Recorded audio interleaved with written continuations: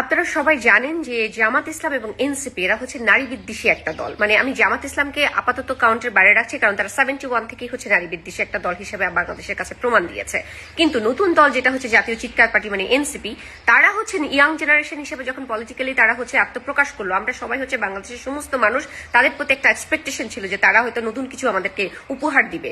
কিন্তু তারা কি করেছে, তাদের মধ্যে যে সমস্ত নারী নেত্রীগুলো আছে, ডক্টর মিতু, তারপরে হচ্ছে সামান্তা শারমিন, তাস্তবা জেবিন, তারপরে হচ্ছে তাসনিম, যারা এই যে মনিরা, এরা যারা আছে এরা সবাই হচ্ছে দেখবেন নারীদেরকে নিয়ে কটু কথা, বাজে কথা, মিথ্যা ফটোকার্ড ছাপানো, গণমাধ্যমে বাজে কথা বলা, সবাই হচ্ছে নারীদেরকে নিয়ে বাজে কথা বলেছে। দিলশারা পারুল গণমাধ্যম থেকে শুরু করে সমস্ত জায়গায় তারা হচ্ছে নারী হয়ে নারীদেরকে নিয়ে বাজে কথা বলেছে। সেখানে বেগম খালেদা জিয়া বলেন, সেখানে জায়মা রহমান বলেন, সেখানে ওই পাড়ার একজন আপাকে বলেন, কাউকেই তারা ছাড় দেয় না, সমস্ত নারীকে নিয়ে তারা বাজে কথা বলে থাকে। কিন্তু নুসরাত তাবাসসুম, আপনি তার কথা চিন্তা করেন, এই মেয়েটি কি আপনারা কখনো দেখেছেন যে কোনো নারীকে নিয়ে বাজে কথা বলেছে, বা কোনো নারীকে নিয়ে মিথ্যা ফটোকার্ড ছাপিয়েছে, বা কোনো নারীকে নিয়ে অশ্লীল কথাবার্তা বলেছে, বা কাউকে একটা ব্যক্তিগত আঘাত করে ফেসবুকে পোস্ট দিয়েছে?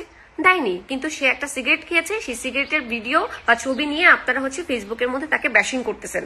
কিন্তু অথচ ভেতরে কি হয় সেটা কি আপনারা জানেন? আমি তো আপনাদেরকে বলছি যে মনিরা শারমিন হচ্ছে ইয়ের মধ্যে বসে, এনসিপির মধ্যে বসে ফ্রেন্স ডিল খায়। দিলশারা পারুল আগে কত সিগারেট খাইতো, সে শাহবাগী যদি কাউকে বলা হয়, দিলশারা পারুলকে সবার আগে শাহবাগী বলা উচিত। কিন্তু আপনারা হচ্ছে নুসরাত তাবাসসুম, যে কিনা হচ্ছে নারীদেরকে নিয়ে কিছু বলে নাই, আমি ওর পক্ষে নিয়ে কথা বলছি না, আমি সত্য কথাটা বলছি, যে কখনো নারীদের বিপক্ষে কোনো কথা বলে নাই, বরং সবসময় সে রাজপথে ছিল, নারীদের পক্ষে কথা বলছে, সমস্ত প্রতিবাদে মিছিলে মিটিং এসে ছিল।